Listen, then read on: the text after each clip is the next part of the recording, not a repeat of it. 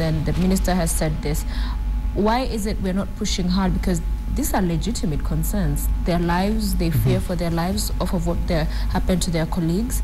But in terms of a clear picture of what's happening back home, has anything changed? Well, before I get to the teachers, let me just wrap up that Narok issues. But in one sentence, that what is happening in the county, what is happening in Narok, is the same thing that happened in Embu, is the same thing that happened in Makueni. Those are how counties are managing their resources is questionable. Perhaps we should investigate more of how counties they're getting from the national government. Narok another county will come up, and so on and so forth. But coming to the teachers issue, I do agree that Northeastern is part of Kenya. Those children that go to school in Northeastern have every right for education. They have every right to all the other necessities that the government provide. But also we also need to look at the picture the way it is. We've seen insecurity in Northeastern. What has the government done? I think teachers and also the people in Northeastern, both of them have a concern. They have legitimate concerns. The teachers are saying we can't go there if the same situation or the same kind of insecurity has not been addressed. And I would agree with them, because we haven't seen anything. But have we sought those answers? Have we shown Kenyans that these teachers actually have a legitimate...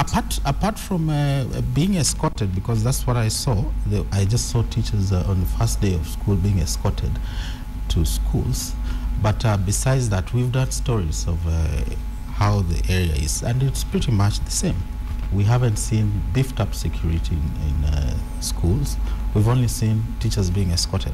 And unless government addresses the issues in northeastern Kenya, I mean, these teachers, for example, those who are in Mandera, they're still traumatized. They saw their colleagues being killed. How would you go back to the same place and the same situation is as it was before? I fully understand, and I agree that it's a major point of concern once you've seen your colleagues murdered the way they were, and we send our apologies and condolences to them. I think the media would be asking this question. In Mandera County, as we try to appropriate this question about the teachers, are there doctors in Mandera? Are there nurses in Mandera? Are there shopkeepers in Mandera? And have the nurses gone away? Have the shopkeepers gone away? Are the small traders gone away? So is it only the section of teachers then that is either remaining or that is only required to go to Mandera? Because if the nurses are in the stations working, if doctors are treating people, if shopkeepers so if the nurses are risking their lives, so should teachers also do the same? The point I'm making is this. There are many questions to be asked. The point I'm making is this, that just as we said earlier, in contextualizing questions so that you cover the whole story, the full story, it is important to find out probably what would be this issue behind specifically the teachers. It is unfortunate that that incident affected majority of teachers, but it's also important for us to point out, and you as media, that out of the 68 people that died, they were not all teachers. There were other people, you know, because another group can say there were 5 traders, so we traders are not going to go. And there were 2 nurses, so we nurses are not going to go. So I think this requires some more level-headed interrogation. What my colleague Aaron is saying, apart from the insecurity fears, the teachers have raised issue. They had suggested to TSC through their unions that let's hold what we call counseling sessions for these teachers. That has not been done.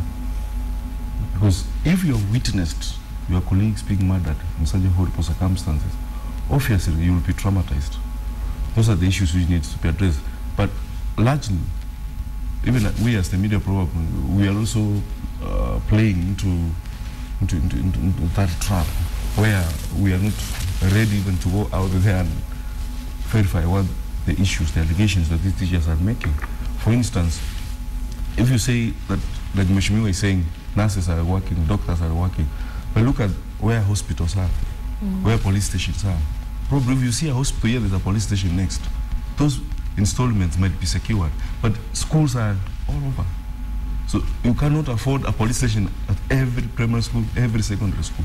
So whether how has the government deployed security? Not just security, it all comes to locals, how the locals are relating with these teachers.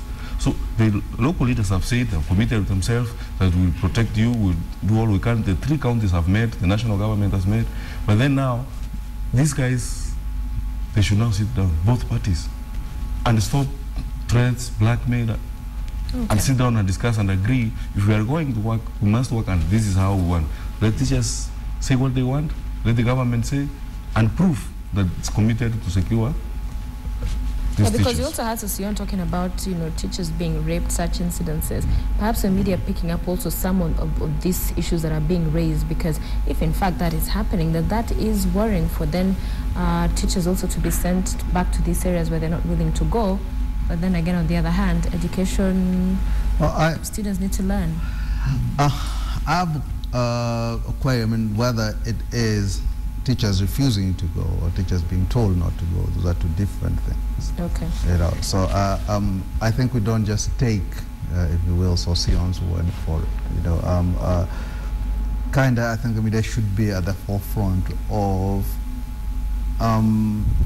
what's the word, sort of proving things one or the other. You know, sort of investigating it. I think after the attacks, Mandela kind of fell off the radar, you know, in a sense. I don't think there's been much discussed. And don't forget, I mean, you speak about nurses, doctors after immediately in the aftermath of the attack were being urged to get out of Mandela. Have they gone back? You know, if indeed they came out. You know, there are issues to do again with security. I remember when the NSC met, you know, and then came out, and I think it was one of the government spokespeople came on, I think on Citizen, and was reassuring teachers that security is there now, you know. But that's not how it works, you know. I would expect that the government should be present in Mandera, you know, even hold these meetings in Mandera, demonstrate to the people that there it is safe. Yeah. Not just speak. I mean, hope that they will simply believe what are your words. Okay. Show them by your actions. You know, as he was talking about the deployments. I mean, have we followed up? And this again, another failure about the security story itself. You know. But I would also say the government is a little bit hard on them, because they've been given up to Monday. Is it Monday? To go back or get sacked. Failure to which they'll be fired. I think that is not fair.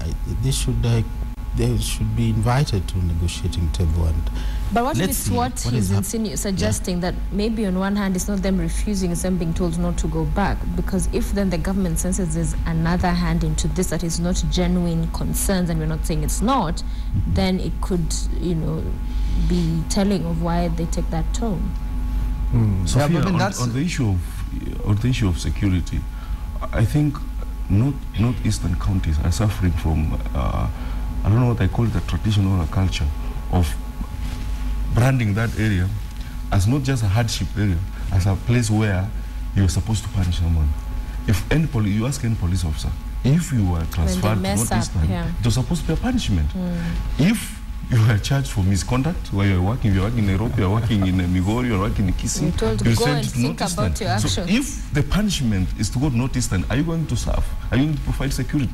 Or are you going to serve the punishment? It's like a jail. So until now we change that perception and make northeastern as a lucrative station, just like working in Nairobi or working in Mombasa, then we'll not get it right. Yeah, I mean, if I may,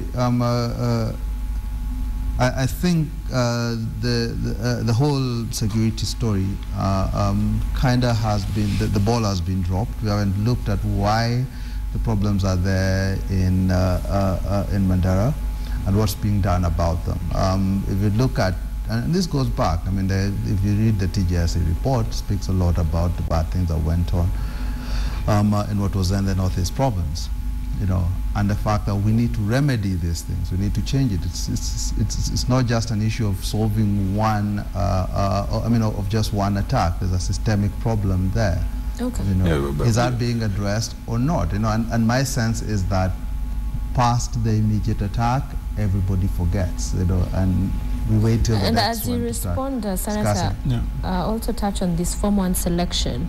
I think the media has been on it, because even today it's on the front page of one of the dailies, consistently just bringing out the issues around it, from, you know, the discrepancies of placement, students from one primary school all getting, you know, batched into the same secondary school, some not being placed yet, and all the while the ministry maintaining that all is being done well, despite calls that there be a more transparent selection process that's going on. Do you think that story has been well told?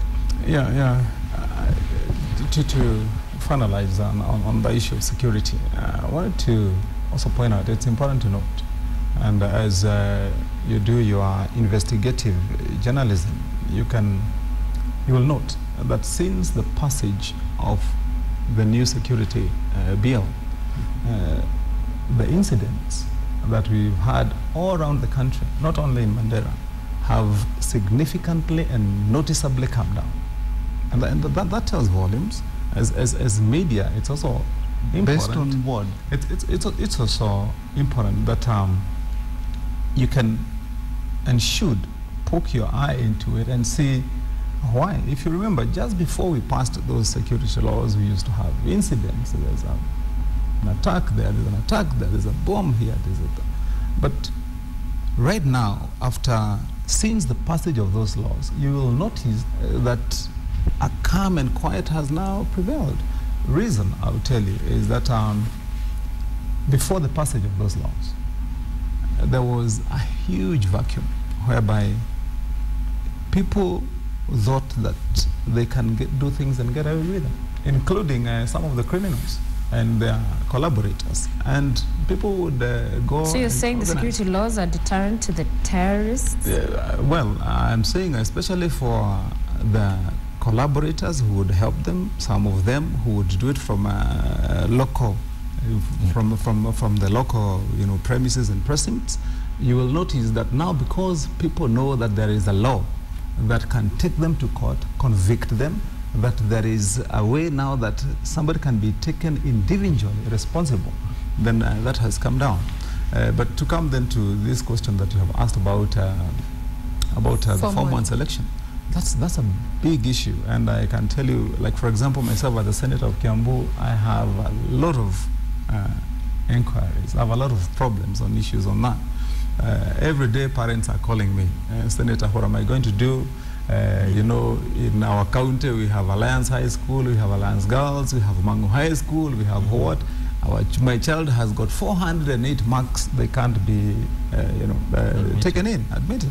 And I've been trying to shuffle these cards and pacify our people, and even individually go to some of these schools and try to get some of these kids spaces. In fact, I've been asking, and my people in Kiambu have been asking me, Senator, is it a good thing that we have more national schools then in our county? It looks like it's a disadvantage to us, because with the selection system, all our kids are left out, you see. And you can imagine in a county where we have so many people who have also invested in private schools, and some of the kids also have gone to those private schools, they pass, and they still cannot get admitted in I think I think there's a lot that requires to be done. I think media has been totally fair and comprehensive in coverage of post-primary admission process. But what I would say is that that thing called quota system, that students or candidates from private schools are less disadvantageous when it comes to selection to going to Form 1. I don't know where it is informed from, because these people are they are children, they are in schools just like the others. Being in private school should not be a disadvantage. I mean, why would someone who has gotten over 400 marks still waiting to be admitted in a national school or whatever school it may be? I think it is totally unfair, and I think the ministry should relook at that selection process of going to Form 1?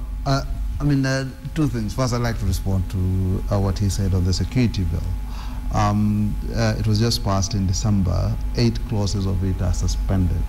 You know, the idea that it is deterring people, I think, needs to be proven.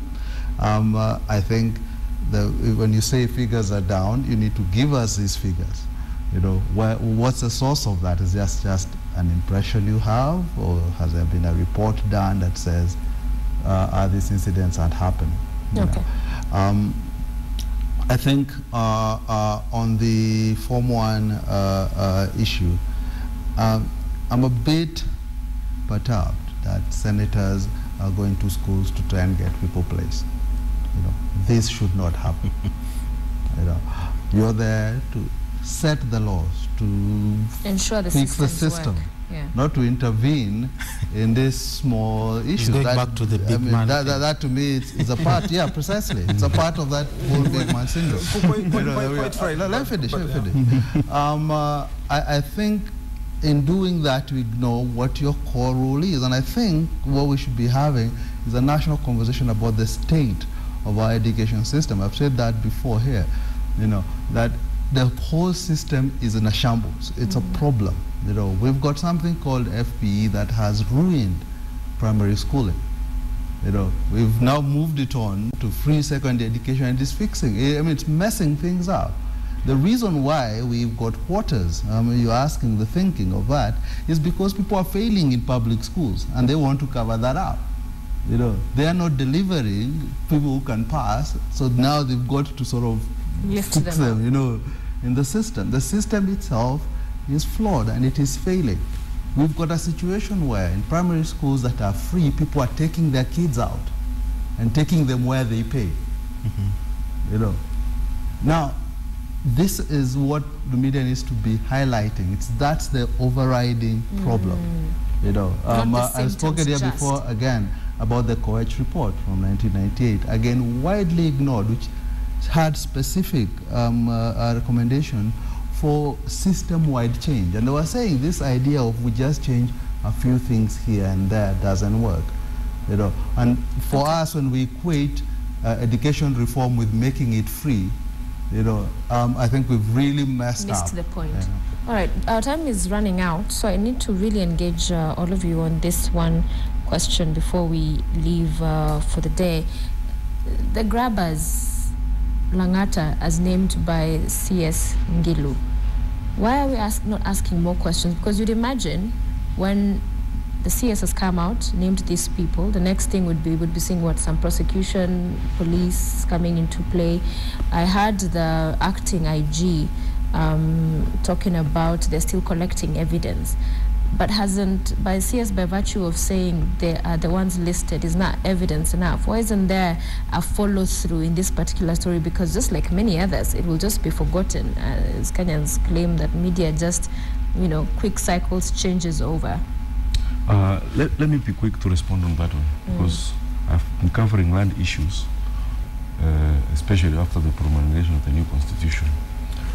I know one thing from my experience: land grabbers are not fools, and they're not small people, and they're not stupid. They know what they do and how they cover their tracks. If you look at the incident of Langata Road Primary School, I've had a privilege of looking at both documents, the ones presented by the Ministry and the National Land Commission, the ones presented by the so-called grabbers. The documents appear to be systematic. However, you ask yourself one question.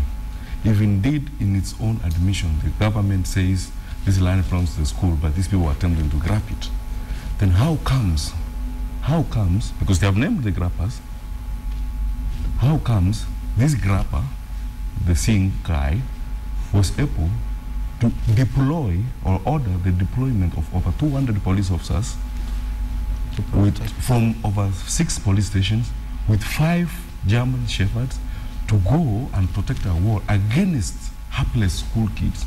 An illegal wall. Against hapless. I don't want to say whether the wall was legal or illegal, but hapless school kids who were trying to access their playfield. Children are tear gassed. Activists were not more than 20. I can tell you of that. They were not more than 20. The kids were tear gassed. Once the kids were tear gassed, everybody has gone overboard. The president has promised action. The CS went there and apologized, and they refuted the names. But no one, apart from the police officer who was suspended for tear gassing the kids, and I can bet this, no action will be taken. Then why aren't we pressing The problem on that? is, As the media, why are we letting this story die? Just because she said the it, so reason let's why- move on. We've gotten the grab. Because before she named them, it was all about who's the grabber. All the pressure was mounting. Now that she's named them, it's like it's settled. It is not settled. I haven't seen the scenes. Have you seen them? We haven't, and that's why we would imagine the media would be having stories with these bodies and question marks. Well, they did with give out a figures. statement, you know, at least from the Airport View Housing Limited, you know, saying this is a matter that's already being litigated against, and they don't think they've, and they are not land grabbers. You know, that was The published. statement that was unsigned. You know, that was not published. just unsigned. There's a matter in court. Okay. We have covered the matter in court. Of course, these people don't. They use someone who says, "I'm a property manager." That's how they have to affiliate. My name is so and so, property manager. Yeah, I think for me, it's not so much about seeing those guys. It's about, again, the wider problem. You know, as he said, that there are people. I mean, it's for me hard to believe that private companies are mobilizing police officers. You know, you don't want to call the wall illegal. The government itself had said that the wall was illegal, had promised to bring it down before Monday. You know, so the fact that police were sent to protect it, you know, is a government working at cross purposes, and we have to ask who ordered this. What orders were those police given, you know, and stuff. I don't think there's much of that going on. I think we are more distracted by this. Let's get the faces of these things, you know, and then let's make some jokes about it. Other than let's focus on the issue, and the conduct of the government here leaves a lot to be desired, you know, and we need to find out, you know, who was giving these orders.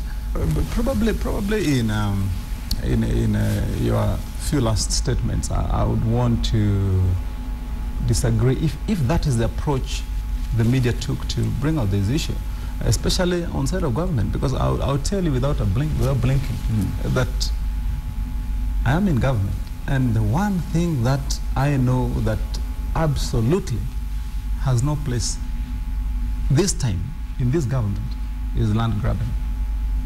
One individual may do it, another one may do it, but once Just a minute. Let me make my point. Then you can make yours. You see, you have made your point as though it is acceptable, as though it is policy. I want to say to you that it is not. That once somebody attempts to do that, and in your fair journalism in coverage, cover both sides, find out what is government trying to do. And let me just relate quickly to the incident on Langata Road. Immediately that happened, you saw specifically the president himself, not anyone less than the president, what he said and the action he ordered, even to a point whereby he himself directly threatened his own cabinet secretaries when he thought that action had not been taken timely as it should have been. And that is clear policy. What does the government stand as far as that's concerned? Notwithstanding whatever mistakes that may have been. And don't forget, for example, because you brought out the issue of how the police conducted themselves. I absolutely agree the police conducted themselves very badly, very dishonorably. What were they doing there in the first place? But, you see, the person in charge of the police, in charge of those commands, was immediately apprehended. He was taken action against and suspended. But that's not enough. No. All right, we need to. I mean, the question is, why did they? I mean, why were they deployed there in the first place? Who deployed them? You know, I think. And don't forget. I mean, he says it's not policy. Look at Lamu. The president himself stands up, says there are 22 guys who've been allocated 500,000 hectares. You know. We want to know who they are. Well, till today, do you know the directors of these companies? Do you know who they are? Because two things are different look at here, Langata. Senator, You know, I mean at current, you know, said same thing. What you've seen the president do is talking tough, but that's different from policy, because when his lieutenants are not acting, as you respond to that one, Yes. I will agree with you to the extent if you say the government is no place for land grabbers, if you are able to enumerate the number of land grabbers today under Jubilee government who are standing trial in court. And also on that, Not even a single one. What we just had is the president talked up. Can we ignore the tough talk no is not action. enough. Yeah. Can we ignore the letter from one of the commissioners from the Yes, Lands Commission, already. Khalif, Yeah. actually disputing what the commission is doing? They're saying they're just sleeping. In fact, he's saying in his letter, it is far much worse Then it than the was. previous regime. If a whole commissioner will be able to say, you know, land grabbing is far much worse than it was under Kanu, Yeah. then you say there's no land grabbing in Jubilee, then it means maybe Because you the are president out is of touch with calling out reality. his people on incompetence. I want to say this to you clearly, so that you understand me for what I have said. As we wrap up, yes. Yes, as we wrap up, I have said, one, we all understand that land grabbing has been a major problem, endemic for a long, long time in this country. Correct. It just didn't start yesterday. True. And this government has come out with a clear policy and one stand that we have to fight land grabbing to the end. And this is a process. It is not an event that will happen overnight. Those people who have done this, who have grabbed land before or are trying to do it now, are put on notice. All right, we That will be watching. Indeed, that they are going to be apprehended. And let me say this finally, Sophie. Yes. Personally, I'm currently involved in fighting. There's some people who came somewhere on Langata Road where a flower garden had been tended for almost 16 years by a foundation. And they came at night and uprooted all the flowers and took away everything, and they put up a fence there that they want to put up some garage. You know, I hear it's a team of mechanics. And I personally went there with the members of the foundation. And I said to these people, there is no way. I involved, including the governor of Nairobi, and he said that he cannot allow that to happen. And, you know, he stopped it. So from where we are reading from, we are clear that if that happens, we are going to take action. This does, again, beg a response, you know. It should not be the job of senators to be storming plots and stopping wars. They make laws, you know, that system should work for everybody, not just for the people who have access to the Senate. Governor or to the senator. That's a good point. But I think in terms of the laws that we have, I mean, here's a good question. Who's being prosecuted? Putting people on notice is nothing. It's just tough talk. Yeah, this is all talk. That's all we hear. Moi would tell you, if you asked him during the Nyayo era, that I am tough on land grabbers. It is not the policy of this government to protect them. Let me respond that to you, because you said it twice. Yes, he has said it twice, Senator. He said it twice, Yes. that is not it's not the work of senators to do. This is not the work. Because then that's No, you need to realize that laws are made to be implemented, my friend. Yeah. Laws are not made to be put in a shelf and then you expect the laws to go and But senators, but you're not implementing laws. You're coming into a process to rectify a broken system. It's an indictment on yourself. When a law Senator. is made, when a law is made, it requires to be followed through and implemented in action. And so, but everybody who implements the law? If it is the officers, if it is you, a senator, you cannot say that you sit there and you're wait for the law. legislator. You make the law, you don't implement it. We must end it there. You don't Aaron enforce it, Ocheng, editor here at KTN. It is a part of we must end it there. Kimani Wamatangi, Kiambu Senator. Jeffrey Musoku, political reporter with The Standard, and Patrick Gadara, communications consultant. Thank you for joining us this morning. Clearly, we need more time. Next time. Okay? And stay with KTN, because after this short break, Michael Gitonga will be with you, and he's focusing on divorce this morning. So catch that discussion shortly.